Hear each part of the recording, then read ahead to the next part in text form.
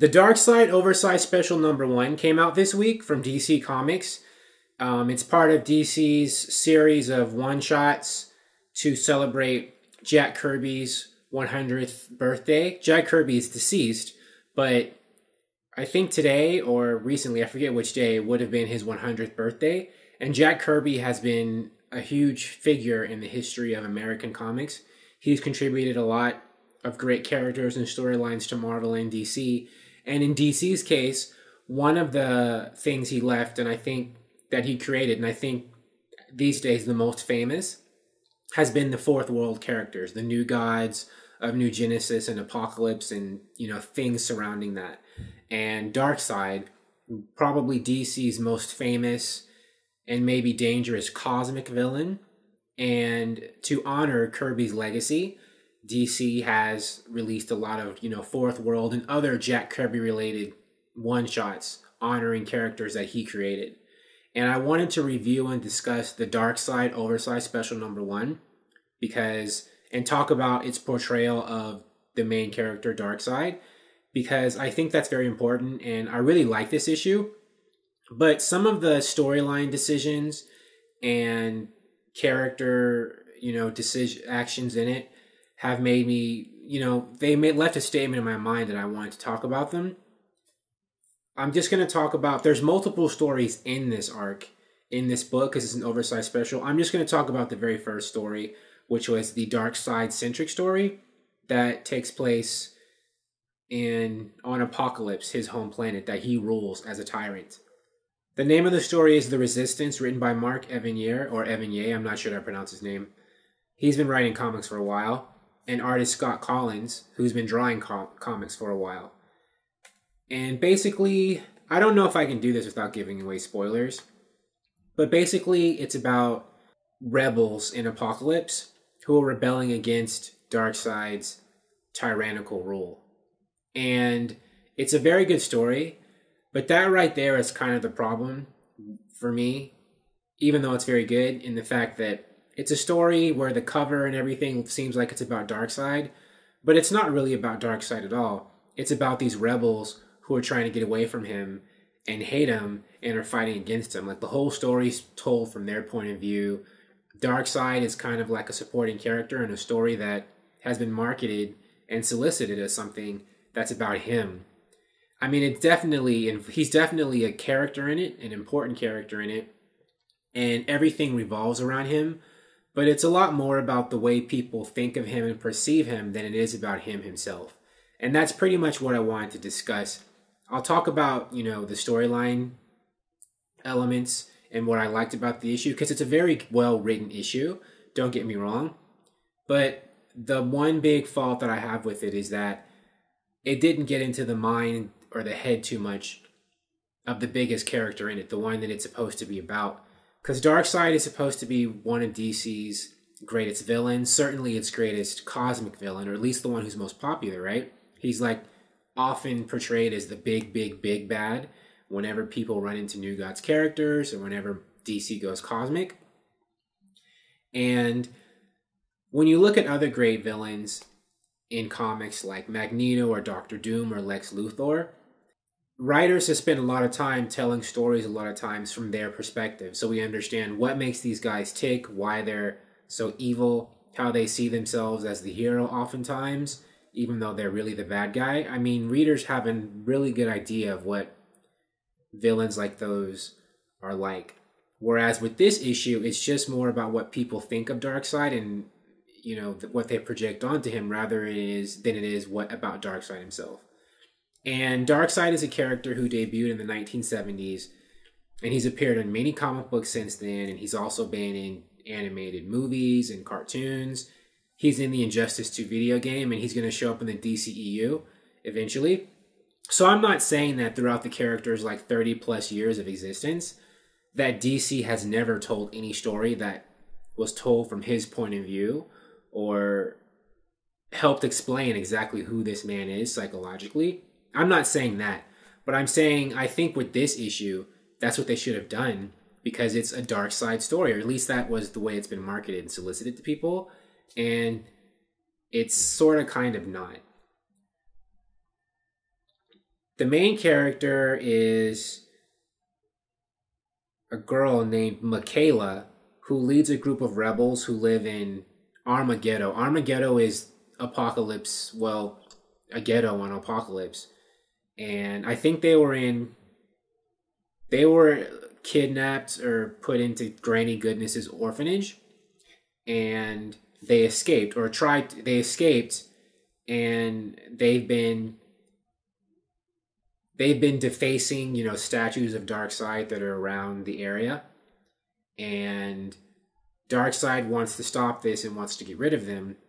So he sends people to find these rebels, and they've been able to escape, capture, and evade for a long time now. He doesn't like that. And he's executing people who are failing to do it with his Omega beams. The Omega beams are basically eye lasers that come from Darkseid's eyes that can instantly obliterate or incinerate anyone in front of him. And what makes them so cool and deadly is that they can curve and arc in the air. They don't go in a straight line. He can control the way they move in motion. And that's what makes his eye beams extremely scary.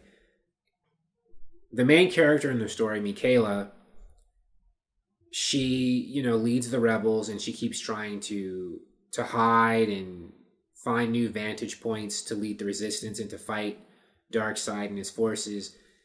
And she has this mini mother box recorder. Mother boxes are kind of like, in the DC New Gods area, mother boxes are like these devices that have a lot of different powers. They can teleport people, and they can sometimes be used as like this kind of all-purpose MacGuffin. Like a writer will write that a mother box can do all this kind of stuff it couldn't do before. But it's a very powerful device. The one that she has, she has a journal that she records in it to leave messages for the people and for herself. But she wants to leave messages to motivate people to rise up against Darkseid and things like that. Later on in the story, she gets captured, and she has two other rebels with her. One is caught earlier in the story and gets killed by Darkseid himself. He gets captured and chained up. His name is Jaden, and Darkseid interrogates him. And Jaden, is groveling because he doesn't want to die. And he says, I can be loyal to you. I can serve you. Please don't kill me. And Darkseid basically says, well, given how quickly or how easily you bent to me against your cause after you were captured, that makes you a coward, and I can see exactly what your loyalty is worth. And then he kills him, which I think makes Darkseid a badass. Makes him seem ruthless, like he is a villain, and he needs to be shown that way. There's two others to survive. One is Michaela, and the other one, I forgot what the other guy's name was. And they're on this mountain called Slaughter Mountain. And Michaela is captured by the female Furies, who are kind of like Granny Goodness's. They were raised in Granny Goodness's orphanage too, but they're like her henchmen or enforcers. Sometimes they leave, sometimes they come back. But they capture Michaela, and because Michaela's not a superhero, doesn't have power, she's a regular person, or at least whatever accounts for regular on Apokolips. She gets captured and taken in and locked up. And the big climax of the story, because she's the main character, she, meets Darkseid. And he's about to execute her. And she asked him, well, she says, he makes people afraid of him because he's a tyrant, but what he's really afraid of are the people themselves. He's afraid they'll rise up, that they'll stop fearing him someday, and then once they stop fearing him, then he'll lose power over them. And he basically says, yes. Yes. He says, every night I dream horrible, soul-shaking visions of that, as do all for whom there can never be enough power, enough control. Unfortunately, I've never found any solution to that but more power, more control. So he basically admits to her, he has fears of people rising up against him. That bothers him. And this is actually good because it gives insight to his character, his psyche, but this is the only part in this entire story that does. But he says this to her. He would never admit that, but he figures she's going to die. And maybe he respects her too because she's been such a persistent adversary and thorn in his side. Maybe he thinks, she deserves that. So he admits it. But he doesn't know that she's had her mother box recorder on the whole time. And she plans on sending this recording to the public to embolden them so they can see Darkseid's weakness and rise up against him. And she throws it out of the window of Darkseid's palace or whatever, citadel, whatever that place is called, so that people can see it. And so, her friend, Lucas, that's the other guy's name, her other guy, Lucas, who was her other rebel who was with her, can get it and disseminate it. But Darkseid uses his Omega Beam to destroy it before Lucas can take it and do anything with it. And that seems like, it looks like, Michaela's plan is going to be over with because, her ruse, her gamble didn't pay off. Darkseid was able to destroy the tape. And then he's going to kill her. It'll be for nothing. But while he's distracted doing that, she escapes. She's gone. So she uses the distraction to evade Darkseid again. And she's on the loose again. And the story ends with her reunited with Lucas. And then them escaping off, into Apokolips with more things to deface. And that's the end of it. So she gets to escape and do exactly what she was trying to do before. Keep making these protests, these statements, in the hopes of, weakening Darkseid's influence and his perception of omnipotence and encouraging people to rise up against him. And that's the end of the story. I really like this story because it shows a glimpse of what life is like on Apokolips and the culture and some of the people who live there. Because a lot of times in DC Comics, when New Gods characters show up in stories, whether they be the bad guys in Apokolips or the good guys in New Genesis, they just show up and people are told we're from this great, cosmic society, blah, blah, blah, blah, blah. But a lot of times no one is ever actually shown what that culture is like, what the people from Apokolips are like, what the New Gods are like. They live in New Genesis, what New Genesis is like. Sometimes they do. I don't want to say never, but not often enough, in my opinion. And I like getting kind of a slice of life story about what humanity or people are like in Darkseid's world where he comes from, where the bad New Gods come from, the Apokoliptians. And Scott Kolins, I'm actually not good at describing art. Scott Kolins' line work is fine. Sometimes his artwork is a bit rough for me at times, a bit harsh.